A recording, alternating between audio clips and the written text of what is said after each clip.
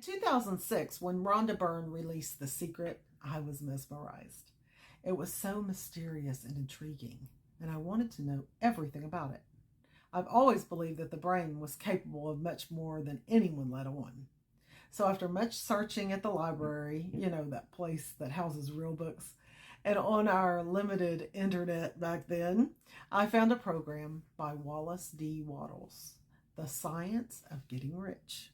It was expensive, and I was a single mom, but I felt it was very important.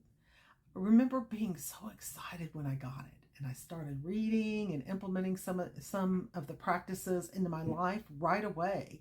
And you know what? I found that it worked. It really worked. I got promoted at my job. People were respecting me more. I began to feel stronger and had a sense of peace I'm not sure I ever really experienced before. I even made a big move back to my hometown a couple of years later and eventually met the love of my life, my husband, Mike. And this was actually a bit strange because we grew up in a small town together and our families even knew and had even worked with each other, but we had never met that we could remember.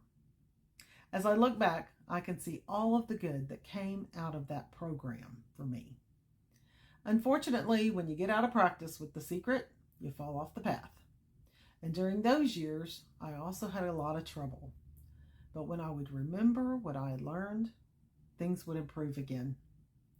I'm not going to bore you with all the years of ups and downs, but suffice it to say that I wish I would have stayed on the path and studied more. I'm afraid I didn't have the confidence, and I had absolutely no support in the matter. In fact, all I heard was it was a waste of my time. I just needed to work hard and suffer through. And I knew that wasn't true, but I didn't have the confidence to wade through all of that negativity. I can say that I did carry quite a bit of what the program had taught me along the way, and I'm so grateful. For I would not have had, if I had not had that first exposure, I don't know where I would be right now. You see, when you trudge along the path of pronounced uncertainty, as we all do, a great many solutions step right in front of you. What do you choose? What will be the best path for you? Everyone around you has their opinions, and some are quite loud. Who do you listen to, and who do you trust? There has only been one who I could trust throughout my entire life, my Creator. He's the beginning and the continuation of this adventure. He stands firm no matter what is going on in my life, and he is only a thought away. And even if you don't think of him, he's still right there with you. This is a very spiritual journey, so hang on. Even those of you who do not believe in God have your doubts that this glorious universe and each of us came from nothing, right?